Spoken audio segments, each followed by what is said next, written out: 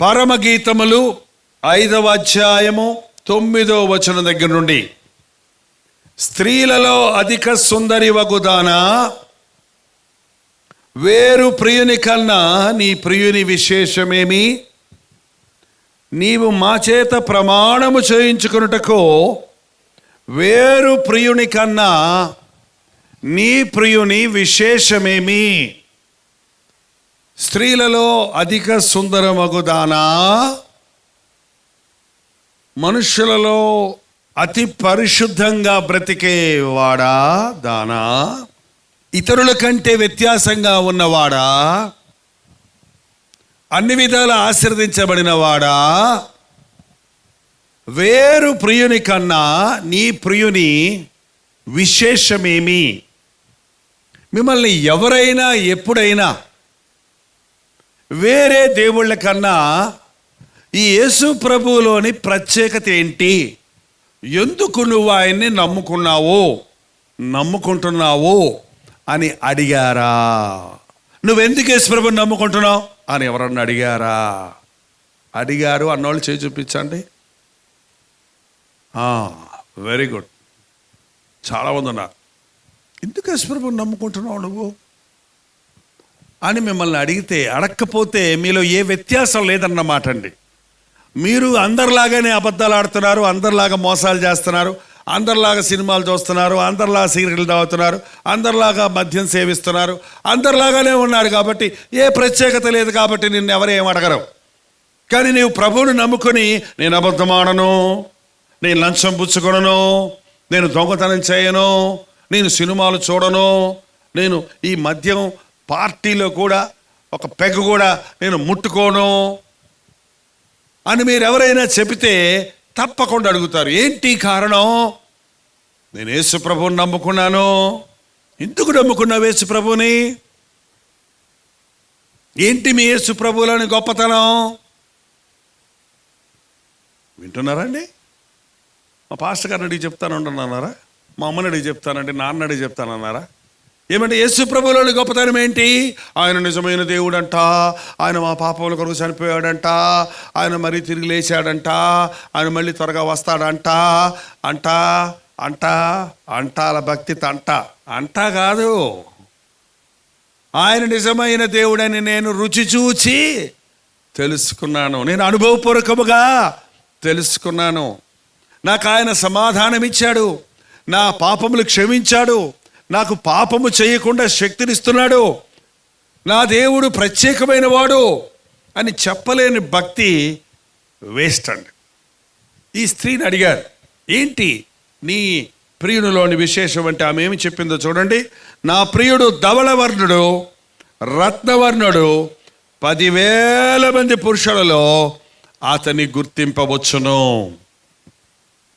నా దేవుడు ధవళవర్ణుడు, రత్నవర్ణుడు, 10,000 మంది పురుషులలో నేను ఆయనను గుర్తించవచ్చును. మీకు తెలుసా, మన ప్రభువు ధవళవర్ణుడు. ధవళం అంటే తెలుపు పరిశుద్ధతకు గుర్తు. ఏంటి నీ యేసు ప్రభువులోని ప్రత్యేకత? నా యేసు ప్రభు పాపులలో చేరక ప్రత్యేకంగా ఉన్నవాడు, పరిశుద్ధుడు, జన్మ పాపము కర్మ పాపము లేనివాడు. మనమందరం స్త్రీ పురుష సంపర్కము వలన జన్మించాం. పతనమైన ఆదాము స్వభావం మన యొక్క బీజంలోనే ఉంది.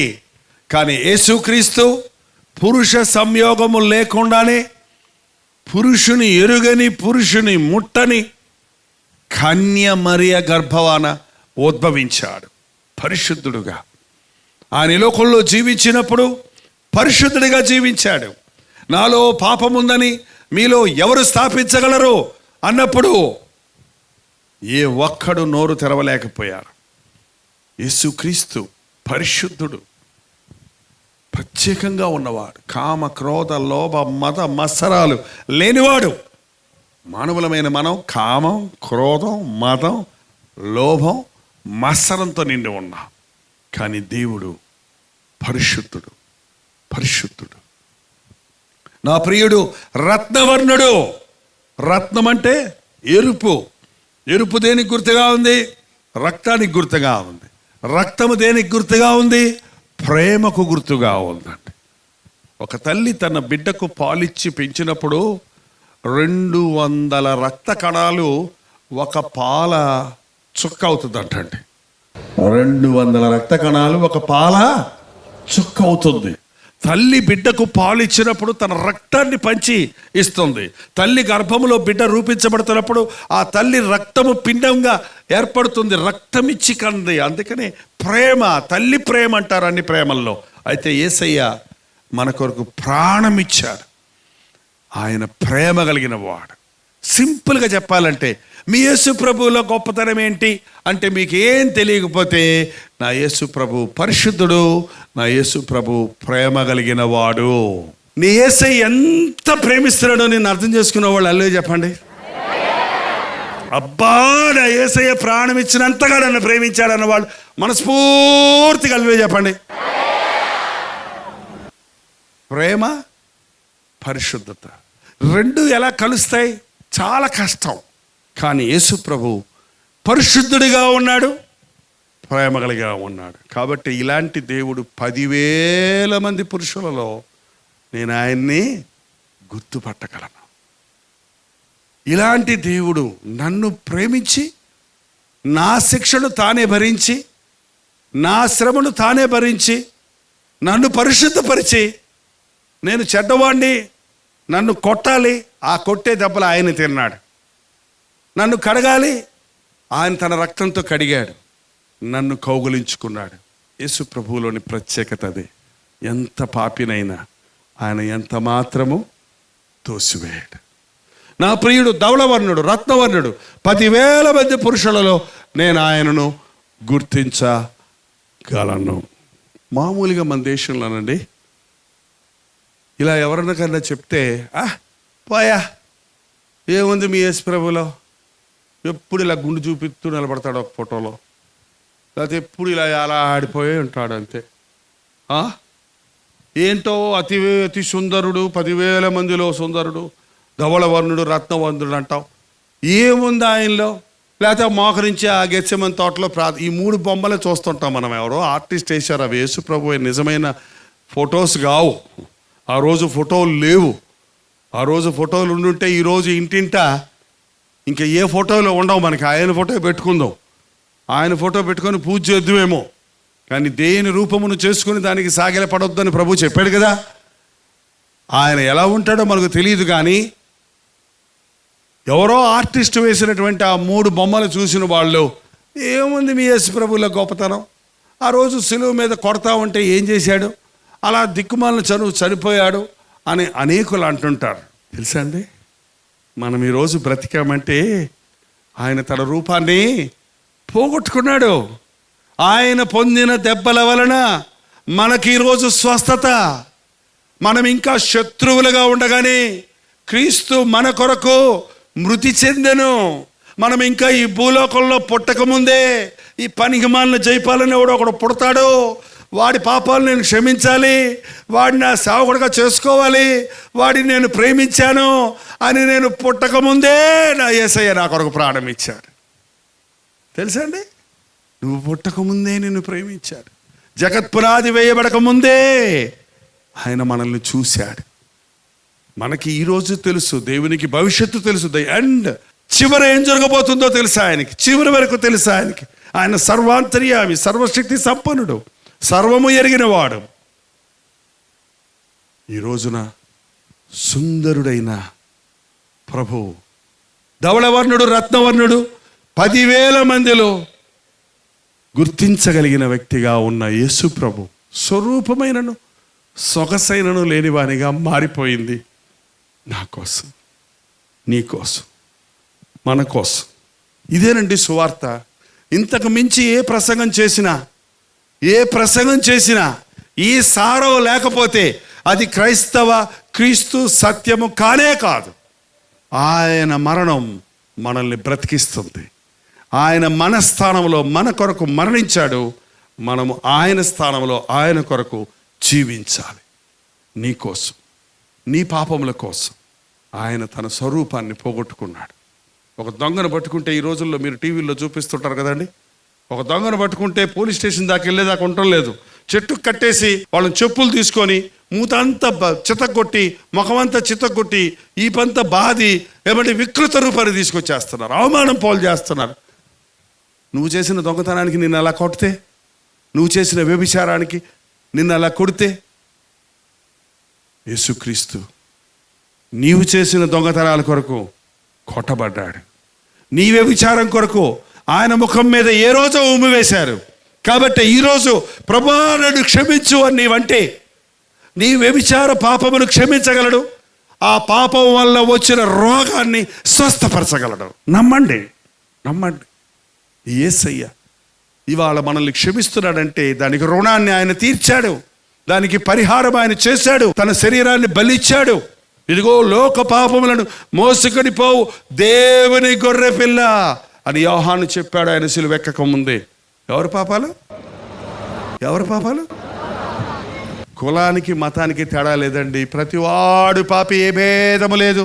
అందరూ పాపము చేసి దేవుడు అనుగ్రహించు మహిమను పోగొట్టుకున్నారు. లోకం అంతా చెడిపోయింది. లోకములో ఉన్న వారందరి పాపాలను ఆయన మోసుకొని వెళ్ళిపోయాడు. ఈ రాత్రి నీ దగ్గరకు వస్తున్నాడు ఆ గొర్రె పిల్ల. నీ పాపం ఏమంటే నా మీద వేసే, నేను మోసుకుపోతా. నువ్వు మోసుకెళ్ళకు ఇంటికి, మళ్ళీ మోసుకెళ్ళకు. ఏమండి, వాళ్ళ క్రైస్తవ మీటింగులకు వచ్చేవాళ్ళు కూడా పాపాలతో వస్తారు, పాపాలు మళ్ళీ మోసుకెళ్ళిపోతారు అంతే. నీ పాపాలు ఉంటే ఇక్కడ దేవుని గొర్రెపిల్ల ఉంది, ఆయన మీద వెయ్యి. మీ నిమిత్తం ఆయన చింతించుచున్నాడు కనుక మీ చింత యావత్తు ఆయన మీద వెయ్యండి, ఆయన మీద వెయ్యండి.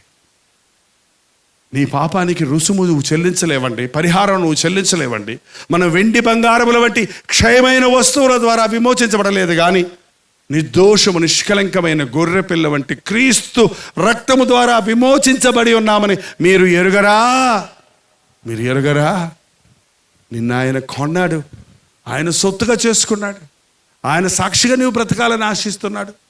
ఈ రోజున నీవెంత పాపమైనా క్షమిస్తాడు. కారణం, నీ పాపమంతటి కొరకు పరిహారంగా ఆయన నీ స్థానంలో నీ శిక్షను భరించి తన రూపాన్ని, తన సౌందర్యాన్ని, తన ఆధిక్యతను, తన సింహాసనాన్ని వదిలి సిలువెక్కాడు. మరణాన్ని జయించి మృత్యుంజయుడే లేచాడు. ప్రభు త్వరలో మేఘారూఢుడై రాబోతూ ఉన్నాడు. ఏమంటే మొదటిసారి వచ్చినప్పుడు గొర్రె పిల్లలాగా వచ్చాడు, సాధువుగా వచ్చాడు, సాత్వికుడిగా వచ్చాడు. ఇప్పుడు ఆయన మళ్ళీ వస్తున్నాడు. ఎలా వస్తాడో తెలుసండి?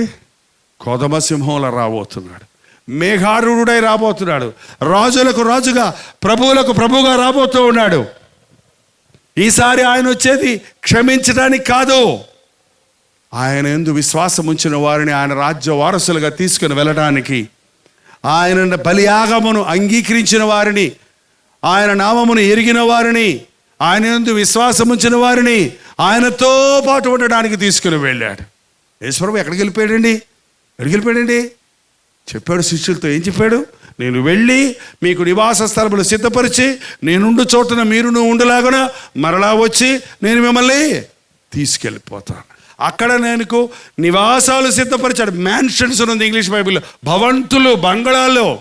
అద్భుతమైన నీకు స్థిర నివాసంగా పరలోకాన్ని సిద్ధపరిస్తే ఈ పనికిమాల లోకం కోసం కక్కుర్తి పడతారు ఏంటండి? ఆయన వస్తాడు, రేపు వస్తాడో, మాపు వస్తాడో, ఎప్పుడు వస్తాడో మనకు తెలియదు. త్వరలో రాబోతున్నాడు ఆయన. ఆయన వచ్చినప్పుడు ఆయన యందు విశ్వాసం ఉంచిన వారు, అవును నా యేసయ్య నన్ను ప్రేమించాడు, అవును నా యేసయ్య నా స్థానంలో మరణించాడు, అవును నా పాపాలను ఆయన క్షమించాడు, నేను ఆయన నా రక్షకుడిగా అంగీకరించాను, నేను ఆయన రాజ్య వారసుడిగా జీవిస్తున్నానన్న వారు మేఘములపై ఎత్తబడతారండి. ఆయన మధ్యాకాశంలోకి వచ్చినప్పుడు, ఆ మధ్యాకాశంలో ఈ ఆకాశం ఎంత ఎత్తుందో ఎవరికి తెలియదటండి. పోతుండే కొలిది వస్తూనే ఉంది. సైంటిస్టులు పోతున్నారు, ఇంకా వస్తుంది. దీనిపైన ఇంకో ఆకాశం ఉంది, అది ఎవరికి తెలియదు, అది మధ్యాకాశం. దానిపైన ఇంకొక ఆకాశం ఉంది, అది మూడో ఆకాశం. పౌలు ఒకసారి నేను మూడో ఆకాశానికి ఎత్తబడ్డాను అన్నాడు. అక్కడికి వెళ్ళాడు, అది పరలోకం. ఏమండి, మధ్యాకాశంలోనికి ప్రభు వచ్చినప్పుడు ఈ దురాత్మల సమూహాలు, వాయుమండల అధిపతులు అన్నీ మధ్యాకాశంలో నుంచి, పరలోకం నుంచి పడిపోయి మధ్యాకాశంలో హాల్ట్ వేసి కిందకు వచ్చి చూసుకొని పోతున్నాయి, పైన కింద తిరుగుతున్నాయి. అందుకని దురాత్మలకు, దెయ్యాలకు ఏమంటారు? వాయుమండల దురాత్మల సమూహాలు. ఏమండి, గాలిలో తిరుగుతూ ఉంటాయి. గాలి పెట్టింది అంటారు చూసారా? దురాత్మలు అటు ఇటు తిరుగుతున్నాయి, వాటికి పర్మనెంట్ నివాసం లేదు, స్థిరం లేదు, బిడవలో బంధించబడిపోతున్నాయి త్వరలో. రేపు ప్రభు మధ్యాకాశంలోనికి వచ్చినప్పుడు ప్రభువునందు విశ్వాసం ఉంచిన వాళ్ళందరూ మధ్యాకాశానికి ఎత్తబడతారు. ప్రభు రాగానే మధ్యాకాశంలో నివాసం చేస్తున్న దురాత్మల సమూహాలన్నీ భూలోకానికి దిగిపోతాయి. దేవుని బిడ్డలందరూ ప్రభుతో పాటు పరలోకానికి ఎత్తబడతారు. మిగిలిపోయిన వాళ్ళందరికీ జతలుగా ఒక్కొక్క మనిషికి 10 దెయ్యాలు ఉంటాయంట. నేనున్నానుగా దిగులు పడక, నేనున్నానుగా దిగులు పడక అంటాయి. పేక్క తింటాయి. అప్పుడు పశ్చాత్తాపడటానికి మార్గం లేదు. 666 ముద్రలు సిద్ధమవుతున్నాయి. ప్రపంచం అంతటిని ఒకడే ఏళ్తాడు, ఒక కంప్యూటర్ పెట్టుకొని ఏళ్తాడు. ఒకే భయంకరమైనటువంటి క్రీస్తు విరోధి, యాంటీ క్రైస్ట్ క్రీస్తు విరోధి రాబోతున్నాడు. ఈ ప్రపంచమంతా బలాత్కారంతో నిండిపోతుంది.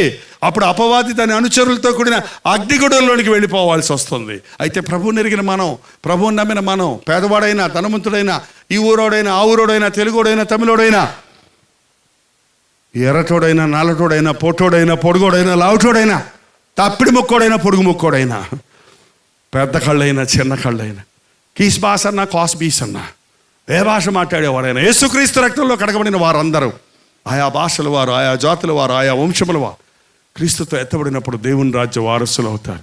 మిగిలిన వాళ్ళందరూ అపవాది కొరకు, నీ కోసం నా కోసం కాదు. దేవుడు నరకాన్ని సిద్ధం చేసింది, నరకమును సిద్ధం చేసింది సైతాను కోసం. కానీ సైతాను వెంబడిపోతున్న మనుషులందరూ కూడా, దేవుడు న్యాయమంతుడు కనుక సాతాను మాట విని లోబడిన వారందరినీ, అపవాదిని, తన అనుచరుల్ని బిడవలో బంధించబోయే రోజు ఒకటి రాబోతూ ఉంది. అందుకే సువార్తను చెబుతున్నామండి. తాత్కాలికంగా కొన్ని జబ్బుల కోసం ప్రార్థన చేసి, ఇదేదో ఒక మెడికల్ సెంటర్ ఇక్కడ పెట్టినట్టుగా మీకోసం ప్రార్థన చేసి పోవటము, కొన్ని పాటలు పాడి మిమ్మల్ని సంతోషపెట్టడము, కొన్ని కానుకలు మీ దగ్గర విరాళాలు పోగు చేసుకొని పోవటానికో కాదు క్రైస్తవ సేవ. క్రైస్తవ సేవ అంటే ఈ భూలోకంలో స్థిర నివాసాలు ఏర్పరచుకొని పెద్ద పెద్ద ఆలయాలు కట్టుకొని ఇక్కడే భజనలు చేసుకుంటూ ఆరాధనలు చేసుకుంటూ కూర్చోడానికి కాదు.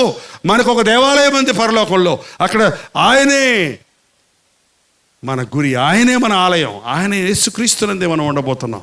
చెప్పడానికి చాలా సంగతులు ఉన్నాయి ప్రకటన గ్రంథంలోకి వెళితే. కానీ ప్రభు త్వరలో రాబోతూ ఉన్నాడు. ఆయన వచ్చినప్పుడు ప్రకటన గ్రంథం 1వ అధ్యాయం 7వ వచనం కూడా చదువుకొని త్వరలో ముగించుకుందాం. ఒక్కసారి దయచేసి ప్రకటన గ్రంథం 1వ అధ్యాయం 7వ వచనం 6వ వచనం దగ్గర చదువుకుందామండి. మనలను ప్రేమించుచు తన రక్తము వలన మన పాపముల నుండి మనలను విడిపించువానికి, ఎవరండి ఆయన? మనలను ప్రేమించుచు తన రక్తము వలన మన పాపముల నుండి మనల్ని విడిపించువానికి మహిమయు ప్రభావమును యుగయుగములను కలుగునుగాక. ఆమేన్. ఆయన మనలను తన తండ్రియగు దేవునికి ఒక రాజ్యముగాను యాజకులుగాను చేసెను. ఇదిగో ఆయన మేఘారూఢుడై వచ్చుచున్నాడు. ప్రతి నేత్రం ఆయనను చూచును. భూజనులందరూ ఆయనను చూచి రొమ్ము కొట్టుకొందురో.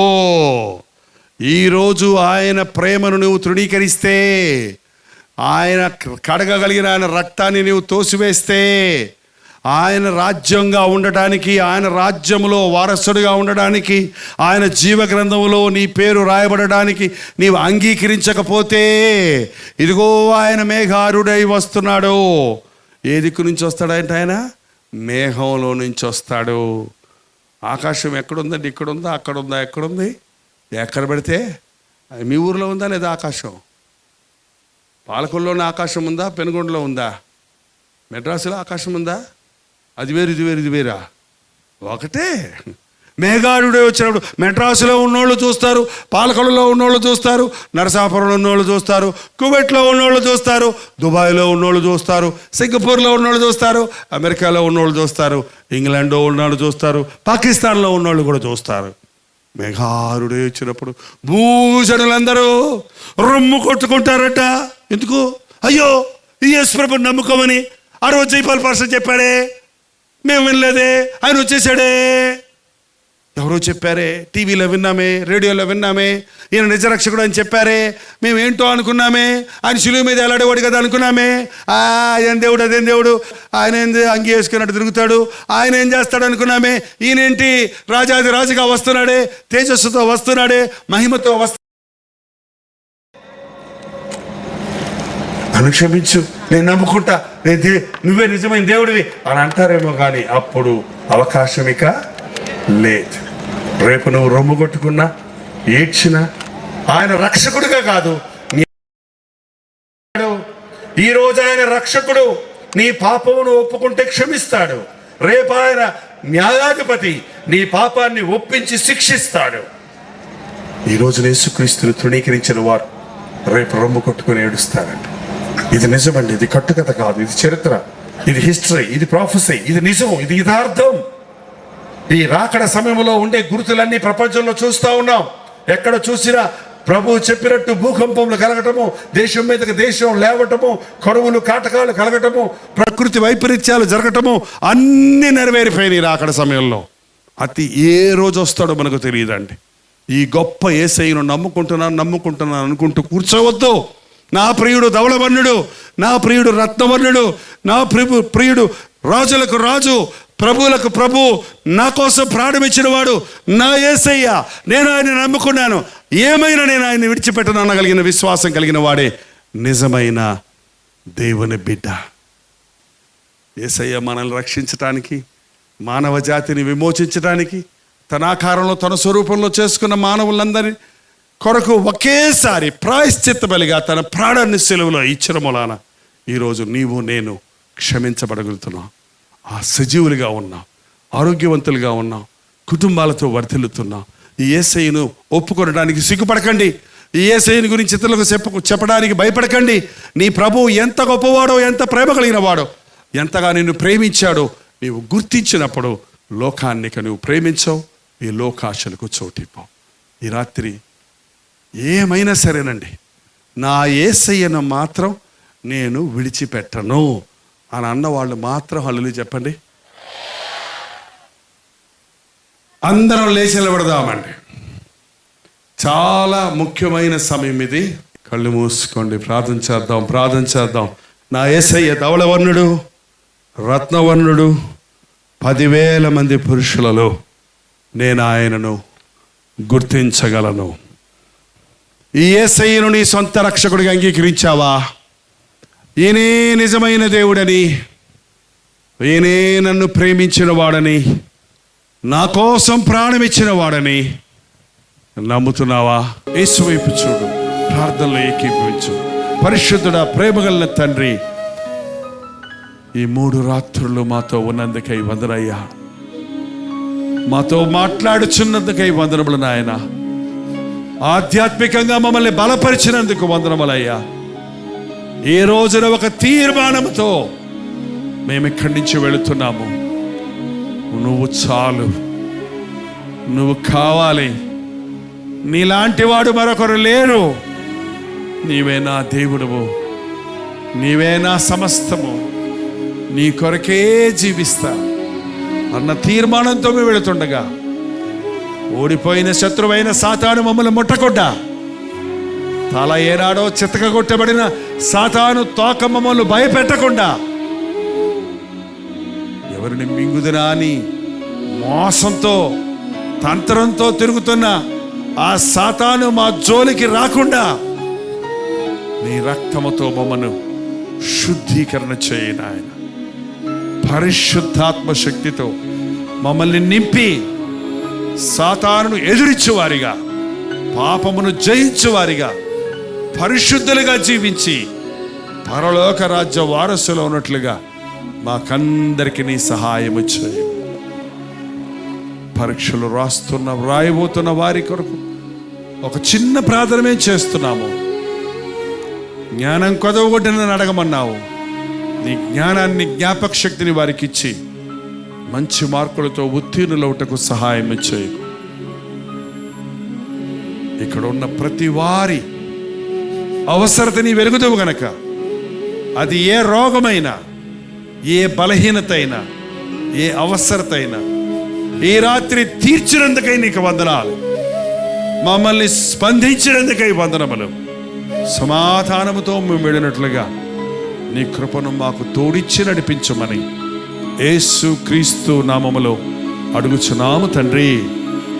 మన తండ్రి అయిన దేవుని యొక్క ప్రేమయు, కుమారుడైన క్రీస్తు యొక్క కృపయు, ఆదరణకర్త అయిన పరిశుద్ధాత్మ యొక్క సహవాసమును కుడి వచ్చిన మనందరికీ ఇప్పుడును సదాకాలమును తోడై ఉండునుగాక.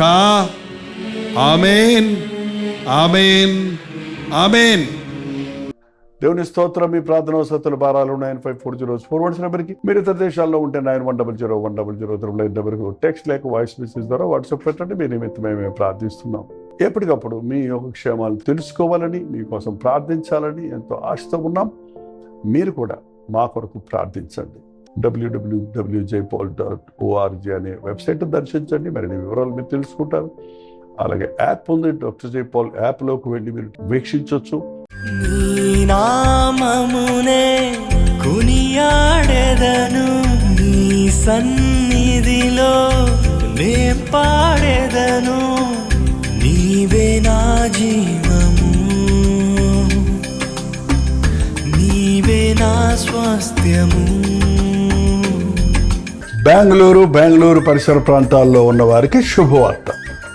ప్రభుచితమైతే ఈ సెప్టెంబర్ నెల 2వ తారీఖు మధ్యాహ్నం 2 గంటల నుంచి 5 గంటల వరకు, 6 గంటల నుంచి 10 గంటల వరకు 2 సెషన్స్గా 1 డే గెట్ టుగెదర్ను బెంగళూరులో ఉన్న మీ కొరకు, బెంగళూరు చుట్టుపక్కల నుండి ఉండే మీ అందరి కొరకు ఈ యొక్క గెట్ టుగెదర్ ఏర్పాటు చేస్తున్నాం. ప్రతిసారి ఎన్నో స్థలాల నుంచి, అటు కేజీఎఫ్, ఇటు బళ్ళారి, అనంతపూరు, ఎన్నో స్థలాల నుంచి ఒక హబ్గా ఉంది. కాబట్టి మేము టౌన్లో పెట్టిన చుట్టుపక్కల పల్లెల్లోంచి, చుట్టుపక్కల తెలుగు ఆ రాష్ట్రాల నుండి, కర్ణాటక నుండి భారీ ఎంతోమంది ఈ సోషల్ మీడియా ద్వారా, టెలివిజన్ ప్రోగ్రామ్స్ ద్వారా మేలు పొందుతున్న మీరందరూ రావటం మాకు ఎంతో సంతోషకరం. మిమ్మల్ని ముఖాముఖిగా చూసి మీకోసం ప్రార్థించాలని బెంగళూరు వస్తున్నాం. రండి, ఈ 1 డే గెట్ టుగెదర్లో పాల్గొని దైవాశీర్వాదాలు పొందండి. గమనించండి, సెప్టెంబర్ 2వ తారీఖు మధ్యాహ్నం 2 గంటల నుంచి 5 గంటల వరకు, 6 గంటల నుంచి 10 గంటల వరకు. ఎక్కడంటారా? Hudson community center near corporation circle, Bengaluru. ఇంకా ఈ విషయమై వివరాలు కావాలంటే క్యూఆర్ కోడ్ స్కాన్ చేసుకోండి, లేకపోతే ఇంకేదో ఇవ్వబడినటువంటి నెంబర్లకు వాట్సాప్ పెట్టండి, మీకు లింక్ పంపిస్తాను. తప్పక వస్తారు కదా. నీ నామమునే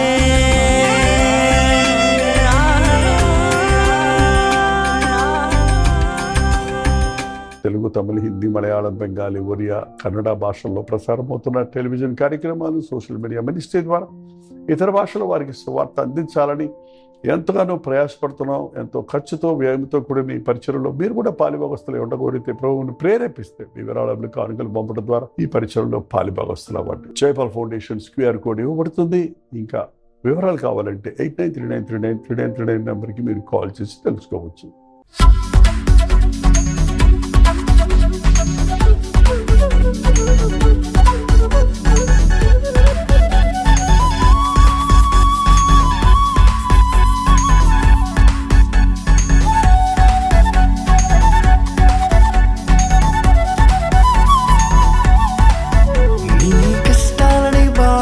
శ్రమలన్నీ తీర్చే అనాథుడు యేసే, నీ కష్టాలని బాధలన్నీ శ్రమలన్నీ తీర్చే అనాథుడు